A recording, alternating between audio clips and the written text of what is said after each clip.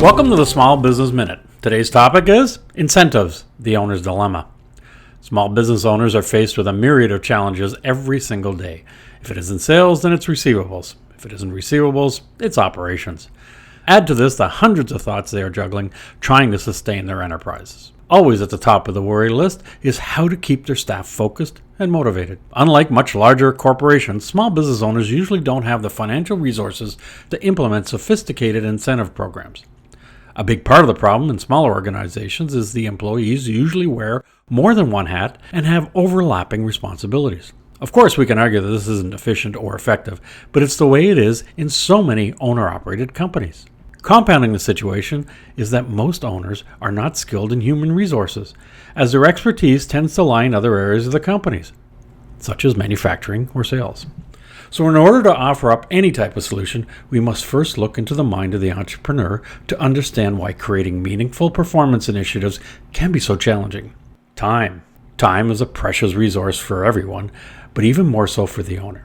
With a finite number of hours in a day, week, or month, the typical owner must prioritize where they are going to spend their time. Inevitably, any and all activities that contribute to generating or maintaining short-term revenues are usually a contender for the top spot. Even though we could argue that a well-executed incentive program could provide significant operational gains, the reality is that scoping out a plan requires time that so many owners just don't have. If truth be known, most owners would rather focus their attention on other priorities under the guise that they'll get to it soon.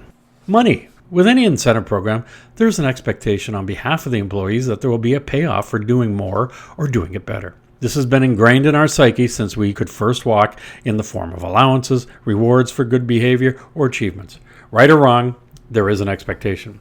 What few people realize is that the owners are conflicted in taking care of their personal needs versus paying some form of bonus to their staff.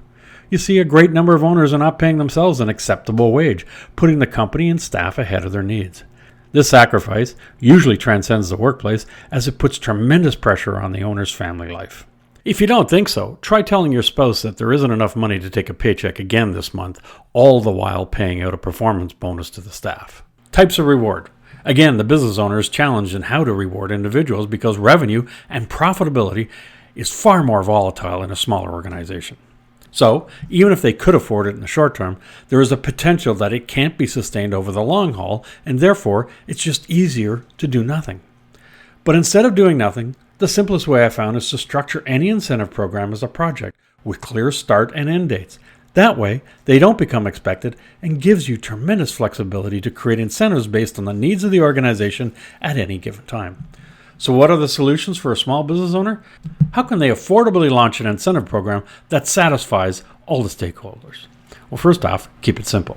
Ideally, any program should start small. The owner needs to know what they can handle. Many get overly sophisticated in designing their programs and don't consider how they're going to capture the information, let alone monitor it. Make the objectives clear and straightforward. An example would be to reduce after-sales service calls by 20% or increase billable hours by 4%.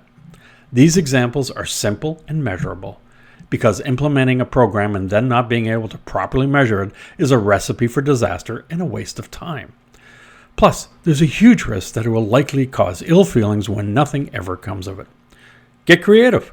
The default idea for most people is that an incentive needs to be a monetary reward. In keeping with my previous comment, this becomes a challenge for the business owner. Fortunately, people covet other things that may have far more value than money, such as offering time off in lieu of cash-related compensation will be far more value to many employees. For instance, someone with children who would prefer a day off with pay that they can use when the school board has a PD day. What about the individual who has elderly parents that they need to assist with appointments? Even the single person who enjoy an extended weekend without having to dip into their vacation pool. How is this any different from cash to the entrepreneur? Well, since salaries are usually a fixed expense, giving someone a day off isn't costing the entrepreneur any more money. Getting a little imaginative when trying to create an incentive is not that difficult.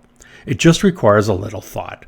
But whatever plan you put into place, you must follow through or you risk turning an incentive into a disincentive. I'm Greg Weatherden, and this has been your Small Business Minute.